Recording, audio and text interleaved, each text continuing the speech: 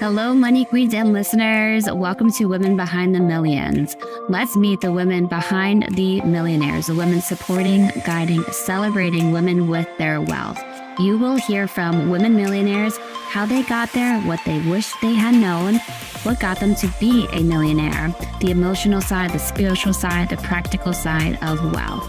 You'll also get to meet the women behind the scenes helping make it happen. Let's dive into Women Behind the Millions. I am Jessica Weaver, your host, best-selling author of 3 books, wealth advisor, and founder of the Women's Wealth Boutique. Let's start meeting the women.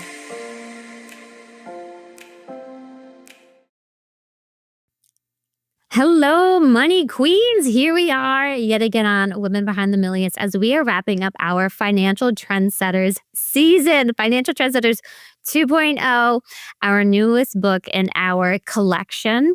All the book proceeds go towards our scholarship fund. So go ahead, go on to Amazon, grab it. We have the ebook, paperback, hardback. And this season, we're taking you in the ends with all of our featured authors of the book.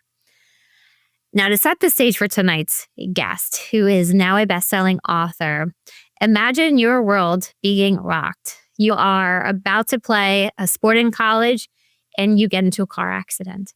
COVID hits. You even lose one of the most important people in your life. What does that make? That makes one strong hell of a woman, in my opinion. Somebody who has overcome so much in their life. And they're not just sitting in that pain. They really are taking that pain into purpose and creating a huge legacy and impact. Whenever I think of legacy, I think of impact. And that's what this woman brings to the table. And why we had to make her one of our financial trendsetters. So help me welcome Erin O'Donnell to the stage. She is a financial advisor at Forest Hills Financial Group in New Jersey. She was initially on track to become a CPA, but her career trajectory changed when she was halfway through her master's degree and she started working part-time for a wealth management firm. When she finished her degree, she decided she was no longer interested in her CPA and instead wanting the opportunities, flexibility, and lifestyle of a financial advisor and really making an impact. Well, Erin, I'm so glad you did switch careers. Me too. Some shifts here and some pivots as well. You have been through so much for being such a young woman, and it shows with your maturity, your resilience in life, and that persistence each and every day. Can you share with our audience more on your story? Yeah, sure. So first and foremost, thank you so much for having me. This is so exciting. I am so glad I was able to meet you almost a year ago today. And just getting involved with the book was the opportunity of a lifetime. Like, who becomes a published author? Like, so crazy. But I'm so happy to be a part of this. And really, I was just so happy to get involved with you guys and tell my story because, like you said, I wasn't anticipating getting involved with finance. Like, I was the accounting brain. I was math through and through. So the fact that this opportunity presented itself, I was really happy to become a part of it. Amazing. Take us into so much happened in your life, especially in your early 20s in college, that has now led to this blossoming career for you. What occurred in college, these different struggles, heartbreaking events in your life? Can you share with us a little bit about that? Yeah, sure. So my chapter was a little bit different from some other people's chapters because I am so early on. So I've been fully licensed for a little over a year now. And really, my chapter was about everything that happened before becoming a financial advisor and then what I plan to do moving forward, having my history. So, my history, it sounds kind of crazy, but I had 3 knee surgeries back in 2019. I was going to play Division I lacrosse in college. I kind of, kissed away my freshman year. Then COVID happened at the end. I ended up not going back to school the first semester of my sophomore year. In hindsight, one of the greatest decisions I ever made. I was able to spend a lot of time with my family then. And then I go back to school a second semester sophomore year. I found out my dad passed away 3 weeks in. So it was definitely a crazy time. So by the end of my sophomore year, you're halfway done with college. It hasn't been the greatest experience so far. No. Starting junior year, it was okay. I was honestly playing lacrosse for the first time since high school. So I was fully cleared at that point. That semester was pretty fun. And then we get back second semester, junior year, I end up getting into a car accident halfway through the semester. And it wasn't this little car accident. I was actually helicoptered to Baltimore shock trauma. So that was a crazy time. That ended my junior year. And then senior year came. Luckily, I teed myself up well enough to graduate early. So I did. Despite all of that, you graduated early. Yes, I did. With the help of like summer classes and taking little 1-2 credit classes here and there, they added up. So I finished my bachelor's in forensic accounting with the intention of getting my CPA license and potentially working for the government. I always say like I wanted to find all the Bernie Madoffs of the world. So with that, I got my master's from January of 2023 to the end of 2023. And halfway through, I started working in financial services, just in administrative help. And I ended up liking seeing, everyone and their lifestyles and what they did for people. So I just stuck with it. And I'm so happy I did, because I don't think the accounting life is for me. So, it's good to have the background, but I am a finance girly through and through. Yeah, numbers seem to have always been your strong suit through it all. And what made you want to even become a forensic accountant? Okay. Growing up. Like, I feel like a little girl isn't thinking about that. Yes. So when I was looking at colleges, when I was like 15 years old, you get recruited very young. So I was looking, and just about every school has an accounting major, but I thought it was interesting that Mount St. Mary's had a forensic accounting major. It wasn't the deciding factor, but I did think it was pretty cool. So when I went there, I dedicated it towards forensic accounting instead of just the simple accounting degree. Plus, my mom always told me and my brother when we were younger, if you get an accounting degree and you become an accountant, you will never be out of a job. So I was like, got you. Security. Yeah, security and stability. From there, you start your chapter, A Young Woman's Perspective on Entering the World of Finance. Great title. And then this quote: there's a hidden blessing in the most traumatic things we go through in our lives. My brain always goes to, where is the hidden blessing? What is my gift? Sarah Blakely, founder of Spanx, huge fan of her and everything that she does. Tell us, what are the hidden blessings? You've gone through so much, which during the time is supposed to be, right, the most fun times of your life. In college, you're playing a sport, parties, hanging out with friends, building these relationships, and you just kept getting hit one after another. What do you think were those hidden blessings? Yeah, I think it's pretty hard to see it when you're going through it. Granted, in hindsight, it's 2020, so you have to get through things. What is the alternative? So I've come to realize, what are you going to do? Sit around and cry about it all the time? I am a true believer in like feeling your feelings, but we all need to move forward. And maybe I didn't realize this as much, but I think a lot of my friends and my family and just people that support me, they have always told me, you're so resilient, you're so this, you're so that. And I almost didn't see it because I would just do it. Like, you don't, I don't know. I think I'm just trying to say other people are affirming the fact that I've gotten through things that most people maybe don't go through their whole entire lives, or, it takes a lifetime to go through some of the things that I've gone through. So I am appreciative of that. I will definitely say I stopped saying the phrase, everything happens for a reason, when my dad passed. But I will say that I do believe in the timing of things. And I think the timing of a lot of the things that have happened in my life have taught me lessons that I'm glad I learned early on. Wow. Yeah, you have the wisdom of somebody who has led many lifetimes because of what you went through in such a short period of time, and to have such a positive perspective. Have you always been a positive person? I have, and I don't know what I would credit it to specifically, other than my parents just raising me with a lot of love. Like, they never wanted their kids to be anything other than what they wanted to be. So I give them, props in that respect for supporting their kids for who they are. And it shows. Yeah, good reminder. Check in for myself with the kids, right?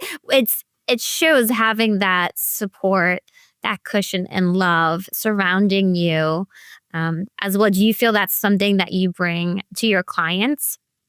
I do. I think since I'm so early on, a lot of this, considering I didn't expect to get into this career, there have been so many learning curves, the logistical side of things, but also the Mhm. personnel side of things. And from the personnel side of things, I didn't realize how emotional this business was. And, money is an attachment, it's people's lifestyles. It affects choices they make, big and small. So I think I've definitely started to grapple with and understand the emotional side of money. How do you help people? And I've seen that we say money can be the most intimate topic, even more so than their sex life.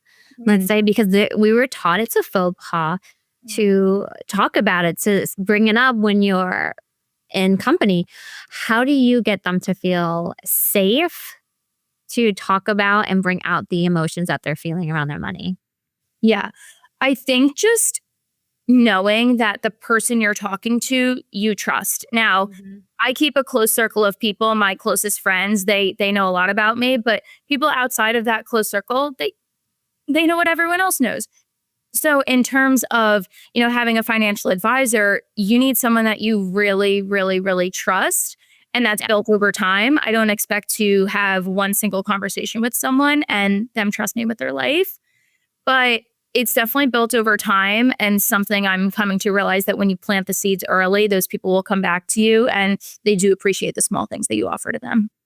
Oh, good. I love that. Yeah. And it's a relationship focused business, There. not sales. And I think that's what leads people away, women especially, away from becoming a financial advisor, a consultant, planner. It is all about the relationship, and the fact that you got that like right away at such a young age shows where you're going to go in this world.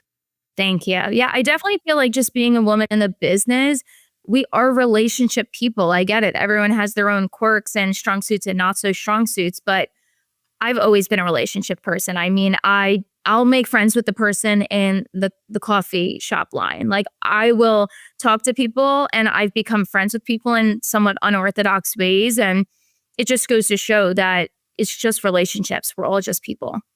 Yes. And that kind of brings me to the next segment I want to talk about with your chapter in general. Your resilience is key here. Your wisdom, your maturity going through all of this, staying positive. As you said, you just have to get through it. And that is your choice. How do you want to get through it as well?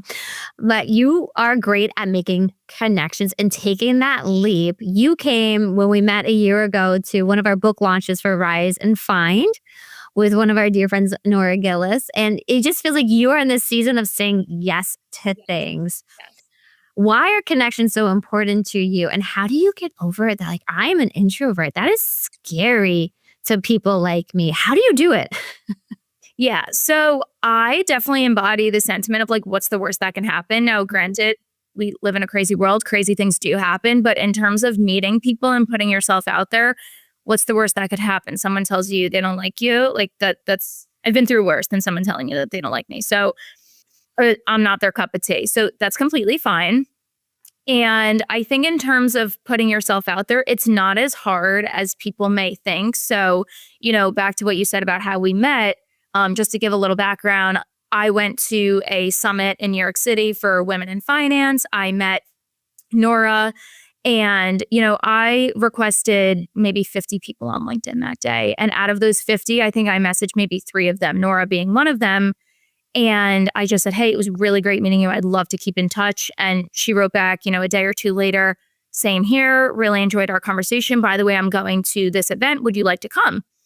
And she said it was a book launch event. And I'm thinking, is it on finance? Is it fiction? I have absolutely no idea. But I just said yes. I was like, fine, I'm going to dress. Romantic drama. Yeah, like, let's go. It's going to be fun. Why not? I think it was on a Thursday night. Like, let's go have some fun.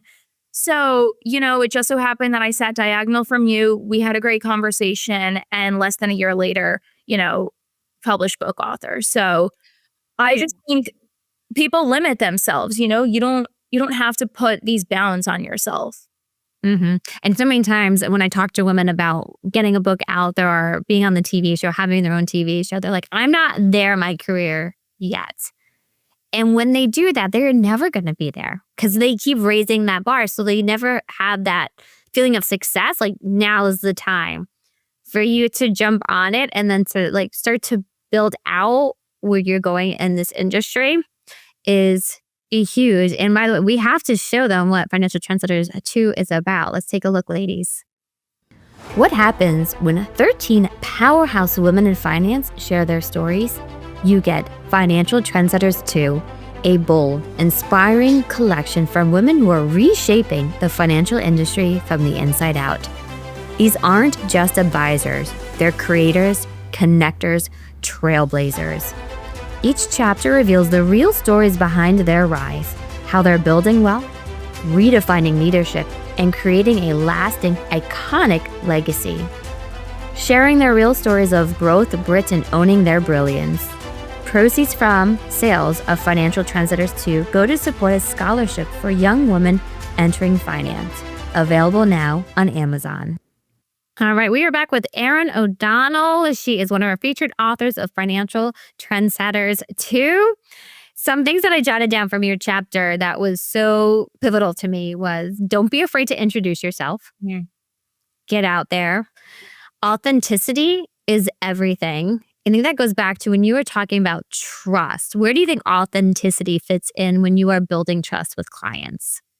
Yeah, I think when you're talking to clients, you need to show up just as yourself. You're never going to know it all. And that's one thing that I almost hindered myself on at first. I almost didn't feel like I was qualified because I didn't know it all. And then I think 30 people people that are in the business for 30 years, they don't know it all. And I think the best financial advisors that have been in the business for long enough, they're the ones that know they don't know it all. You know, they know more than me, that's for sure. But you know, when you have a good team of people behind you, that is the quality of what you present.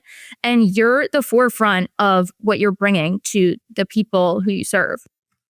Yes. Oh, amen. You're right. And they know where to pull in people for their weak spots or to get back to them. I always thought, you know, clients ask me a question like, I might not know the answer to it, but I will follow up with that answer. And that, in my mind, has always built the trust to like say you're going to do something and then actually doing it.